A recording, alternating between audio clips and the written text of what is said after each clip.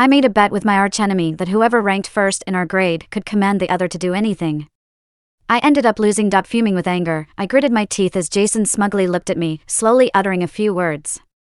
I want you to be my girlfriend. When the midterm results came out, I once again ranked second in the grade. I glared hatefully at the name above mine, Jason, wishing I could poke thousands of holes in it. Just missing out by 2 points. I hated myself for not scoring those 2 extra points. Back in the classroom, Jason shamelessly approached me. Oh, Denise, ranked second again, just 2 points behind. No worries, next time strive for only 1 point behind me. Despicable. I clenched my fist, suppressing the urge to punch him, and sat down calmly. If I don't beat him in the next exam, I'll be nothing but a loser. Taking a deep breath, I turned to face him. Jason, let's make another bet. Whoever ranks first next time can command the other to do anything. I wanted him to crawl on the ground and bark like a dog, admitting that Denise is the best. He hesitated for a moment, then smirked. All right, deal. I began brainstorming my plan of action meticulously. Of course, I wasn't going to bury my head in books. Based on my experience, the conventional methods wouldn't outdo Jason, so I had to try something else. Reverse thinking. If I couldn't improve rapidly in a short period, I had to ensure Jason's swift decline. I smirked sinisterly. I requested to sit next to Jason in class, citing the rationale of mutual assistance and support for our high grades, which the teacher promptly approved. When Jason moved to sit beside me, he seemed puzzled. Why had the teacher suddenly made us sit together? I flashed him a friendly smile. It's to help each other out. Of course. He looked at me suspiciously, sensing that something was off. During class, I kept engaging Jason in conversation. He struggled to pay attention to the lesson while chatting with me. Clearly, he was finding it hard to balance both. But he couldn't resist talking to me. After the quiz was handed back, I saw his paper filled with red X marks, and I couldn't contain my joy. I had studied these topics in advance and didn't need to listen in class. As the class ended, and Jason wanted to correct his quiz, I immediately pulled him up. Hey, it's the end of class, let's go out and relax. So, I led him to stroll around the playground. The warm breeze caressed our faces, and I casually asked Jason a question. Jason, do you like playing games? He visibly paused. Why are you asking? Oh, nothing, just curious. If you like playing games, we could play together sometime, I replied nonchalantly. He gave me a strange look but still said, it's okay, I play occasionally. My heart leaped with joy. Unable to contain my excitement, I exclaimed, that's great. Let's play games online tonight. He glanced at the hand tightly gripping his arm, his expression unreadable, but he nodded. That evening, I logged onto the game and battled Jason in the virtual world for 300 rounds. At 10 p.m., Jason said, let's play again next time, it's getting late. I smirked and replied with just 2 words, scared? He quickly responded, impossible. Just wait, I'll show you. And so, we played until the early hours of the morning. The next day, I saw Jason, with dark circles under his eyes, looking worn out. Suppressing my excitement, I pretended to be concerned and asked, what's wrong, Jason? Didn't sleep well last night? He glanced at me, too exhausted to speak, and slumped back to sleep. When he awoke, he slapped the table. Darn it. I forgot to do my homework last night. Because of the game, I couldn't help but smirk. That's the line I've been waiting to hear. Here, I've prepared my homework in advance. Hurry and copy mine to get by. He looked at my work and then at me. Feeling guilty, I avoided his gaze, muttering, you're my desk mate, so I reluctantly lend it to you. He pursed his lips, grabbed the paper, and began hastily copying. And so, every day, I persistently engaged Jason in conversations during class, pulled him out to play after class, played games with him at night, and let him copy my homework. Under my efforts, his grades visibly began to decline. His rankings in quizzes and weekly tests not only fell below mine but also dropped out of the top 10. Holding his deplorable answer sheets, he furrowed his brow, alternating between glancing at the paper and at me. Feeling guilty, I quickly remarked, looks like your performance hasn't been the same lately. Proudly uttering the same words he once said to me, I felt triumphant. I approached him sinisterly and whispered in his ear, Jason, why don't you try with me? I guarantee your condition will improve.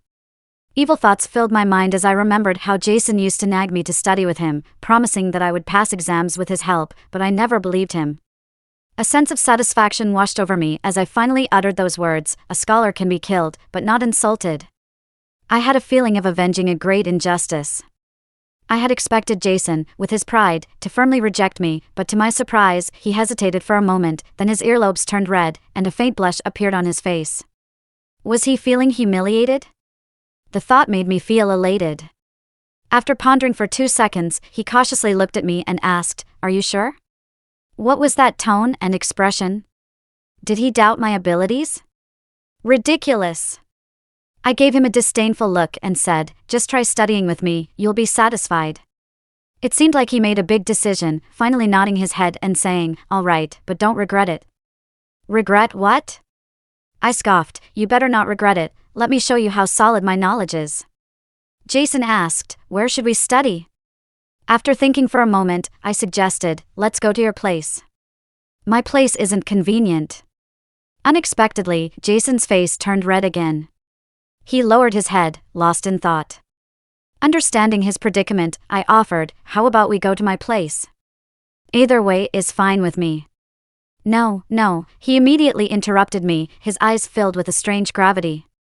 Finally, he nodded heavily, let's go to my place. That night, I went to Jason's house with him. He seemed worried and silent throughout the journey. Seeing my former rival like this, I couldn't help but feel a bit sentimental.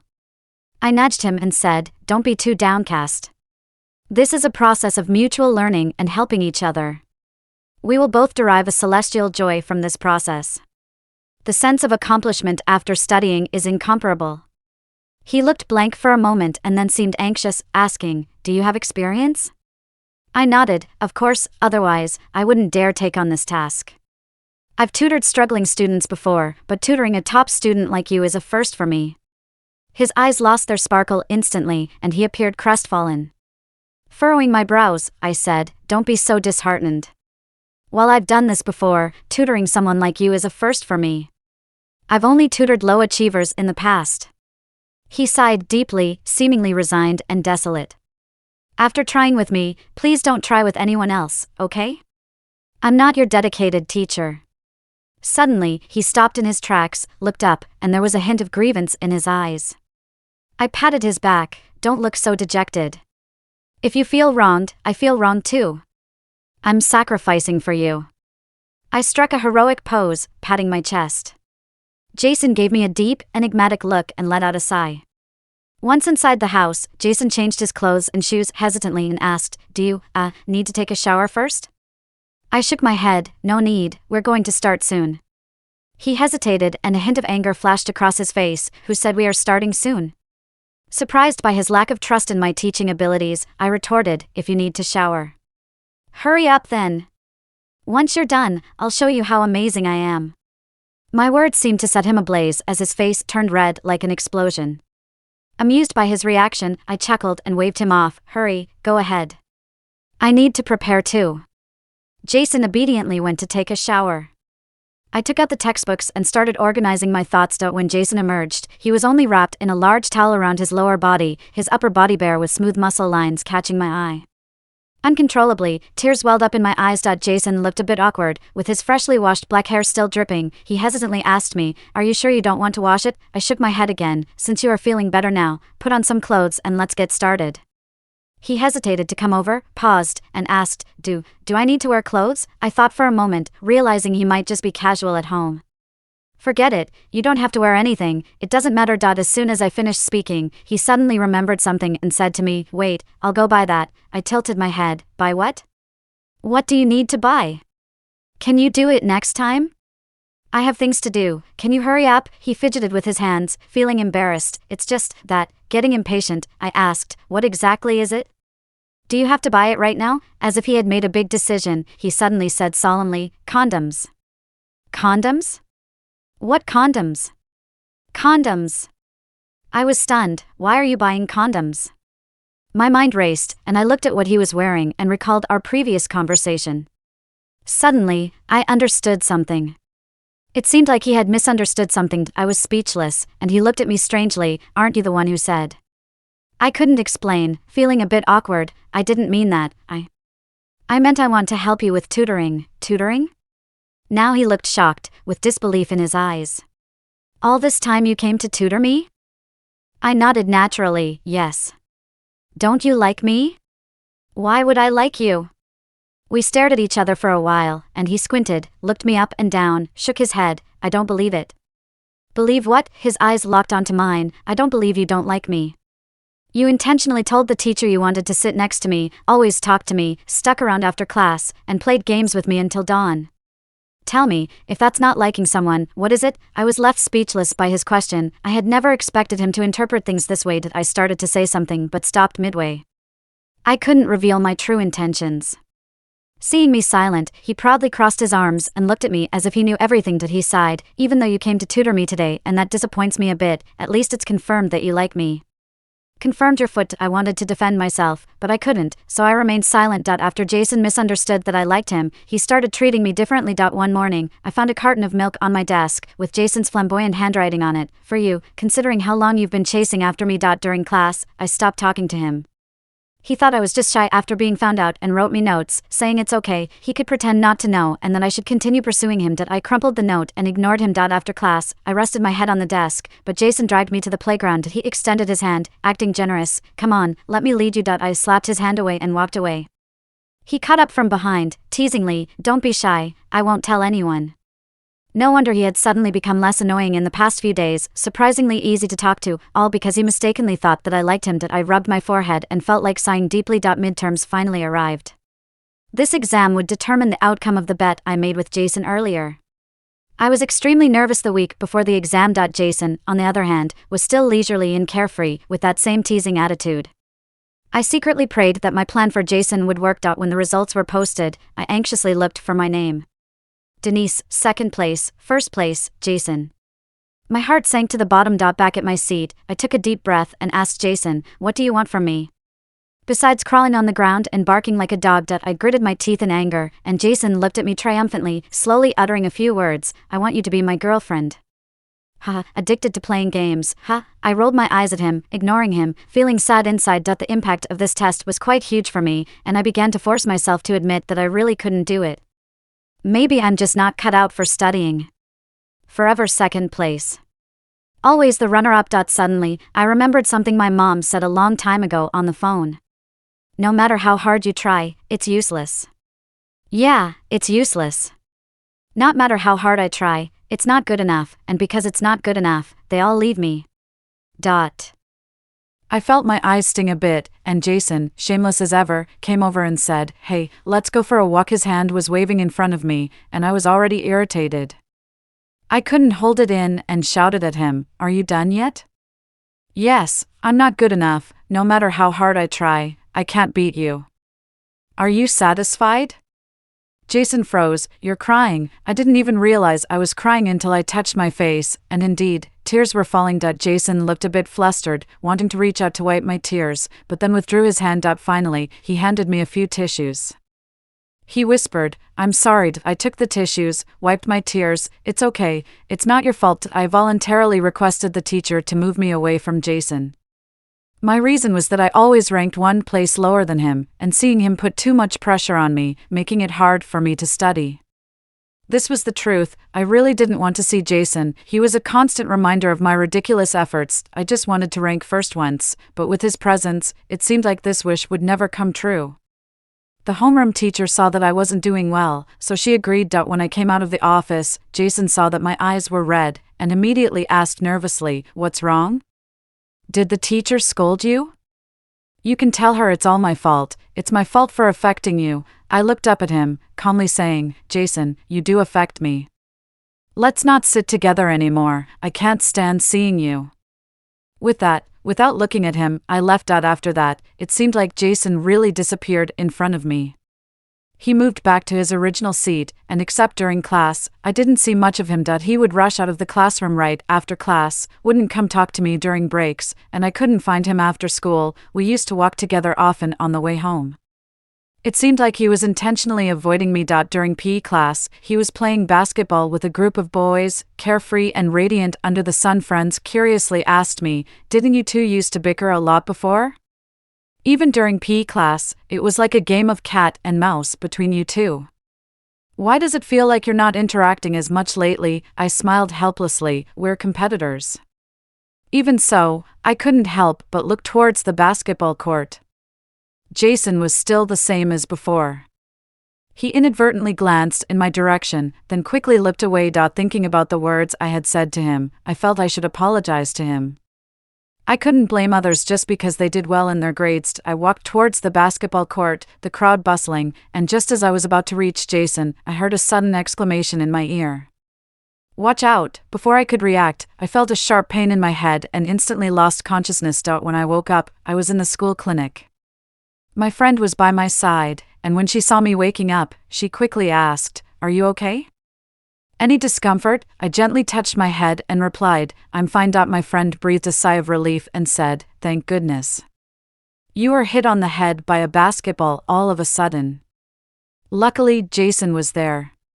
He ran like a sprinter to get you to the clinic. Honestly, I've never seen him run so fast during normal times. I furrowed my brow and interrupted her. "You said Jason brought me here?"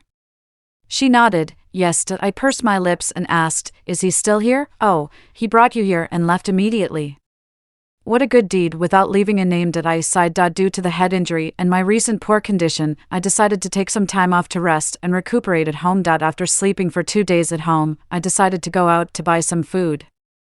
As soon as I stepped out of the residential area, I saw a familiar figure wandering around. I walked up to him and tentatively called out, "Jason?" Jason was startled, but when he turned around and saw me, he awkwardly smiled and said, "Oh, what a coincidence. Are you also out for a walk?" I glanced at the items in his hands and said, "I'm not out for a walk, I'm out to buy groceries."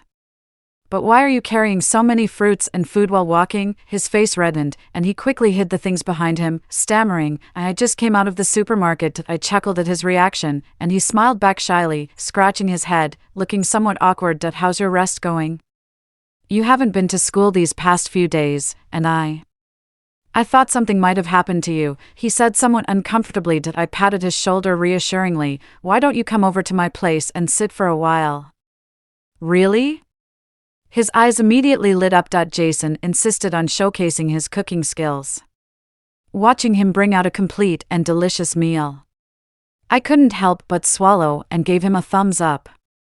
"You are truly a domestic man." He rarely blushed and shyly smiled, casually asking, "When will your parents be back? If they have time, let uncle and aunt taste my cooking, too."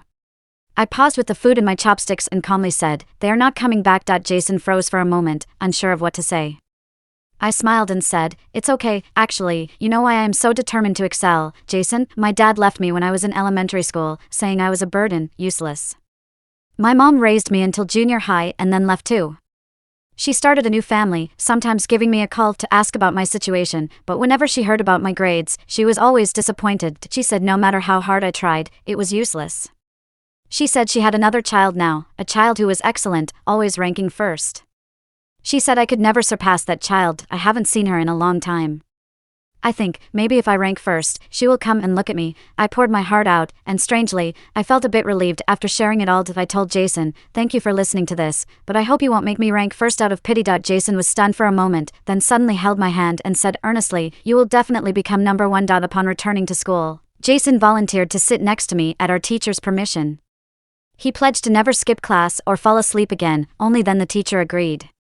I looked at him skeptically. I couldn't help but feel he had ulterior motives. He smiled brightly, showing a set of white teeth, saying, "We should help each other as classmates." During class, I saw Jason listening attentively like never before. I had never seen him so focused during a lesson, taking notes diligently while listening. As the bell rang for the end of class, he pushed his notes towards me proudly, saying, "Take a look." I lowered my head and flipped through them, surprised to find that although he was usually lazy, he was actually quite diligent. His notes were even better than mine, well organized with clear emphasis on key points. During the big break, he dragged me to the sports field, insisting that I needed to relax and not just study all the time or my brain would go bad. I tried to refuse, but he persisted, claiming it was important to balance work and rest, so I reluctantly went along. A gentle breeze blew, tousling the teenager's hair, as I watched Jason's profile and couldn't help but think, if you weren't my opponent, maybe I would have pursued you. Jason smirked and said, "Looks like you still haven't given up on me." After school, Jason hesitantly offered to walk me home, suggesting that he could help me with tutoring. I firmly declined, but when he mentioned cooking for me, I reluctantly agreed. After I made a mistake in the problem for the nth time, Jason couldn't help but knock on my head, saying, "I finally understand why you always fail to beat me even though you know everything. You can't even read such big numbers correctly.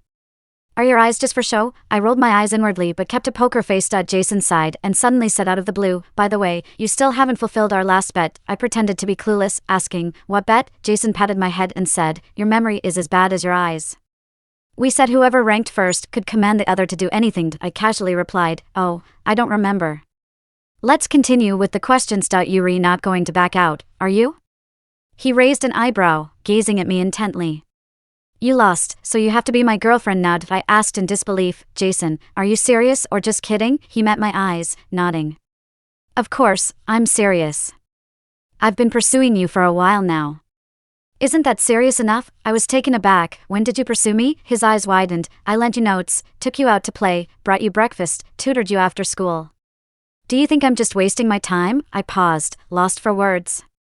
I had thought he was trying to stop me from being first place like I was. Jason sighed. Is there anything else in your heart aside from ranking first? He questioned. I shook my head. I don't want anything else besides being first place. Time flew by, and it was the end of the term. With Jason's help, I felt that my grades had significantly improved. On the day the exam results were announced, as I stared at the names on the list, I felt a pang of melancholy. First place, Denise. Second place, Jason. I stepped back from the crowd and saw Jason looking at me. He smiled and said, congratulations, Denise, you've proven yourself. I lowered my eyes and smiled back, thank you, Jason. Suddenly, achieving first place didn't bring me the happiness and excitement I had imagined. Instead, I felt a sense of emptiness and melancholy. There used to be a top student that I aimed to catch up with. I always thought, as long as I can get the first place, all my problems would be solved. But in reality, being the top student does not solve any of my problems. It was just my inexplicable obsession. I told myself that if I could get the first place, my mom would come back to see me. But that was just self-deception. Coming home one night after school, as I reached the front door, I noticed it was wide open. Has someone broken into the house? That was my initial reaction, and my heart immediately tensed up. I took a step forward, and then a person walked out of the house. I froze, as if my feet were glued to the floor and couldn't move. She looked at me, waved at me, and spoke. It had been a long time since I heard her voice. Welcome back, Denise. I held back the tears that were about to fall from my sore eyes, trying to calm myself down. In a dry voice, I said, Mom. Back in the house, I watched her busy herself, and it felt like we were from different worlds. How long had it been since I last saw her? She turned around, smiled at me. Denise, Jason, is he your classmate? I hesitated, then nodded. She sighed. He called me and said some things to me. That's why I decided to come back. Her eyes met mine, filled with regret. I'm sorry, Denise, you've suffered all these years. I never came back because I always thought I would wait until everything was a little better, and then I would come and take you with me, to let you live a carefree life. But I ignored your feelings. I shouldn't have always vented my emotions on you. You've never complained to me all these years, and I always thought you were the best. You don't need to prove yourself with the first place. You are always the best in your mother's heart. I looked at her, feeling a chill on my face. I wiped my face and smiled. I know, I never cared. The perfect score paper was stuffed in my school bag and would never be brought up again. The term ended, and it was summer vacation. Jason came up smiling. Denise, are you going out to play during the summer vacation? I shook my head, and he looked disappointed. I asked him, what did you say to my mom?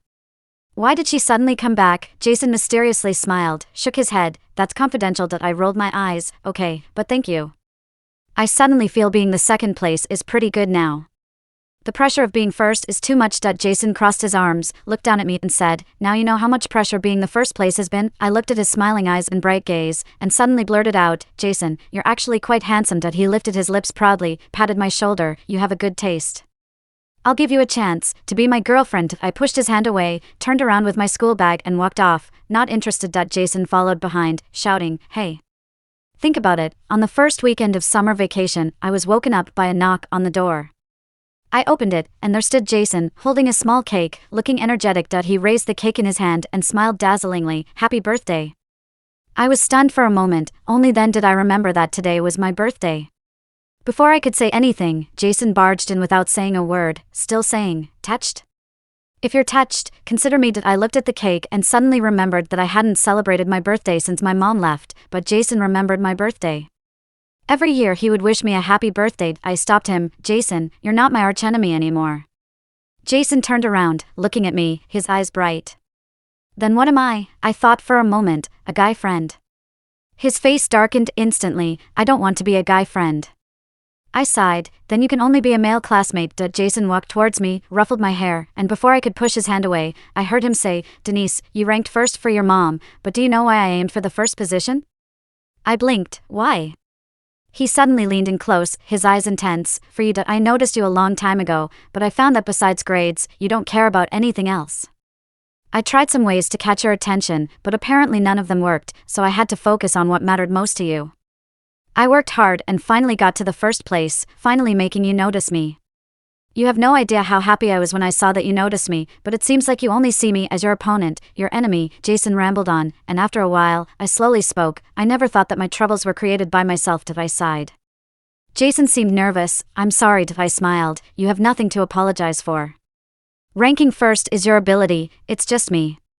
I hesitated for a moment, and then said, I've changed my mind now. What mind? I stood on tiptoes and touched his head. Denise, I'm not the type to go back on a bet. Once I've said it, I'll do it. Jason was surprised for a moment, then he pulled me into his arms. I mumbled in his arms, softly saying, but Jason, I'm about to leave. I have to transfer to where my mom is. Jason let me go, his eyes filled with unmistakable sadness. I held his hand, squeezed it. Are you willing to wait for me? He buried his head in my shoulder, a hint of sadness in his tone. The cicadas were chirping outside the window, the birds were singing, and the sunlight was warmed. I closed my eyes, and in this moment, the string that had been tense in my heart finally relaxed at the end.